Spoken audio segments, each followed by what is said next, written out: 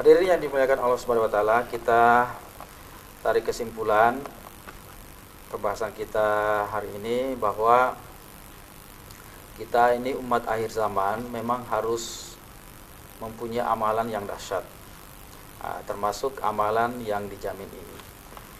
Jadi dalam kehidupan kita harus kembali mengamalkan, bahkan menghafal doa-doa, bahkan doa-doa yang sepele gitu kita harus hafal dan kita praktikkan dalam kehidupan sehari-hari.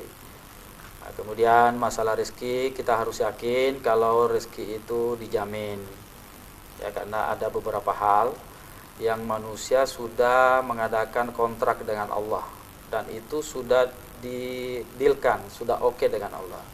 Salah satunya kita harus yakin kalau rezeki itu dijamin oleh Allah. Bahkan tidak seorang pun manusia meninggal sampai dia harus menghabiskan jatah makannya. Jadi tidak meninggal seseorang itu sampai jatah makannya itu harus habis dimakan. Makanya kalau kita lihat ada pasien yang di rumah sakit ya, yang susah meninggalnya itu lepas infusnya, karena infus ini adalah makanan gitu. Ini membuktikan bahwa si calon mayit ini sudah habis jatah makannya, makanya dilepas infusnya. Insya Allah kalau dilepas infusnya dia langsung berangkat menghadap Allah Subhanahu wa taala. Jadi masalah rezeki ini kita harus yakin ya. Kemudian kita harus menjaga sholat 5 waktu di masjid ya, apapun kondisinya ya. Kita kalau mengingat kejadian terakhir ini ya, kita berlindung kepada Allah, semoga tahun ini dan seterusnya nggak ada lagi alasan untuk tidak sholat di masjid, nggak ada lagi pihak yang menutup masjid, karena tujuan manusia diciptakan ini untuk beribadah, dan ibadah yang paling tinggi itu adalah sholat 5 waktu gitu. Dan kesempurnaan sholat 5 waktu itu dilakukan di masjid. Jadi bagaimana kita mau sempurnakan tujuan hidup kita kalau masjid kita ditutup gitu. Jadi semoga ya kondisi tahun ini dan kedepannya ada perubahan, kita makin yakin dengan Allah, kita hanya takut kepada Allah Subhanahu wa taala, kita tidak takut kepada makhluk.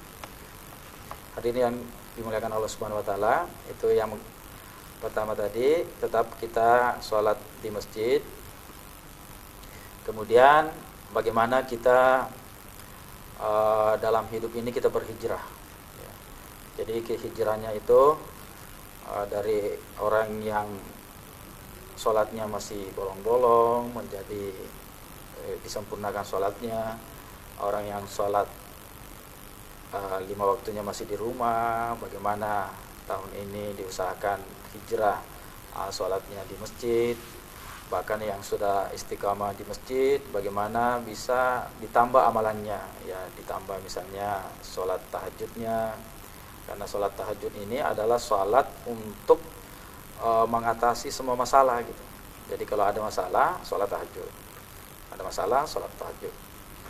Kalau sholat tahajud terus, insya Allah masalahnya takut datang gitu. Nah, jadi ada seorang jamaah, jika ada masalahnya dia sholat tahajud, akhirnya dia bikin rumus, bagaimana kalau saya sholat tahajud tiap malam gitu. Akhirnya nggak ada masalah gitu. Karena memang sholat tahajud ini adalah sholat untuk menyelesaikan masalah. Nah, kalau sholat duha itu sholat untuk rezeki.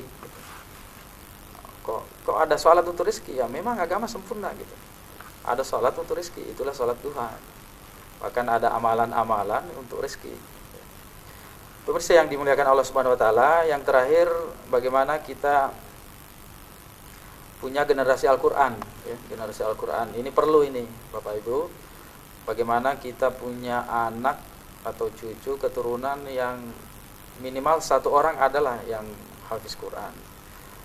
Hafiz Quran ini nanti yang bisa memberikan syafaat kepada keluarganya dan semoga bisa memberikan semangat untuk saudaranya yang lain.